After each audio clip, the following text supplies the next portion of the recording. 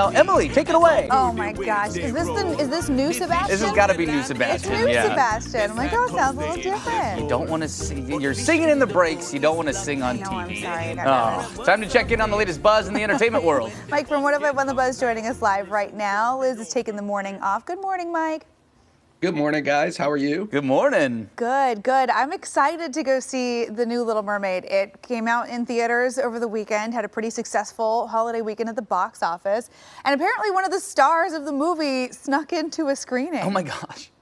Yeah, Ariel herself, Haley Bailey, snuck into a screening of The Little Mermaid over the weekend. Now, she was actually at a fan screening in Atlanta on Thursday, but she decided to take it upon herself over the weekend to sneak into her own screening incognito with a face mask on, some sunglasses, even took some selfies in front of the big backdrops that were promoting The Little Mermaid, and fans had no idea it was her. And she actually snuck into the theater just after the showing started over the weekend. I wish there was a little bit more action involved in the sneaking in, but it's a little conspicuous when you walk into a movie theater with sunglasses on. I don't know how nobody recognized her. I don't know how she found her seat. That's true too. I feel like if she didn't go with the sunglasses, like I would never believe that I'm watching a movie with somebody who's in the movie. Right. You probably could have gotten away with it because I would. They're like, no, there's no way that's you.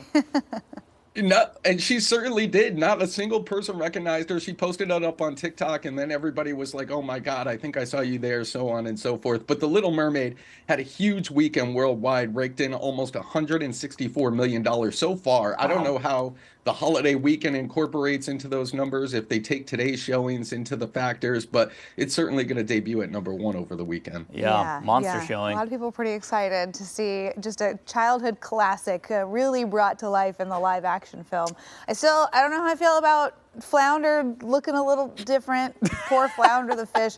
The animation. It's realistic. The animation on a couple of the critters, I was like, I don't know about that, but I haven't seen it yet. I'm really excited to go see it. I think it's going to be great. Yeah, I have to check it out. It's getting a lot of great reviews. It's got a 95% rating on Rotten Tomatoes. Wow. Nice. I mean, certainly our nostalgia people are going to pick it apart for things like Flounder and then Scuttle changing the bird and some of the newer songs that are going to be in it, but it's doing well. Yeah, that's fun to see. I had an Ariel Barbie when I was a kid, and she was my favorite Barbie.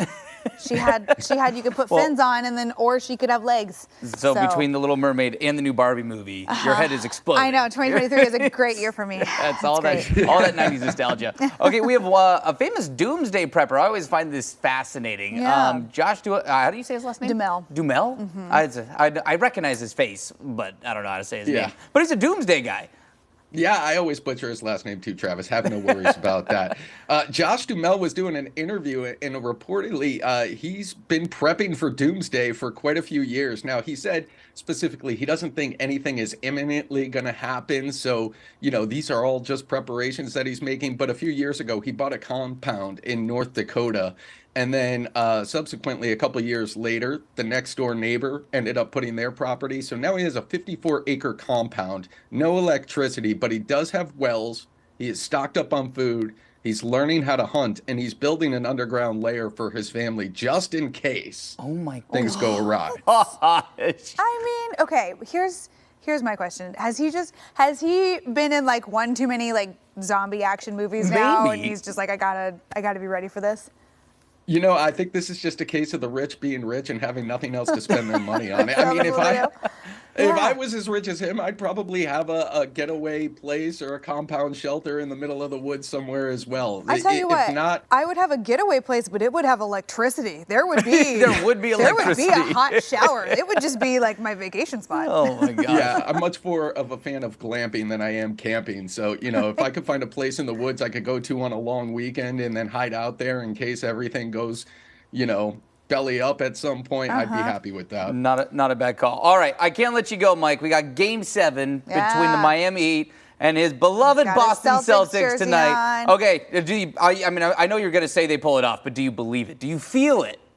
I mean, all right, so if I have a minute here, I'm a conspiracy theorist, and the Red Sox were one of the biggest baseball teams to ever come back from an 0-3 deficit in 0-4 when they were playing A-Rod and Derek Jeter. Still the only to do it.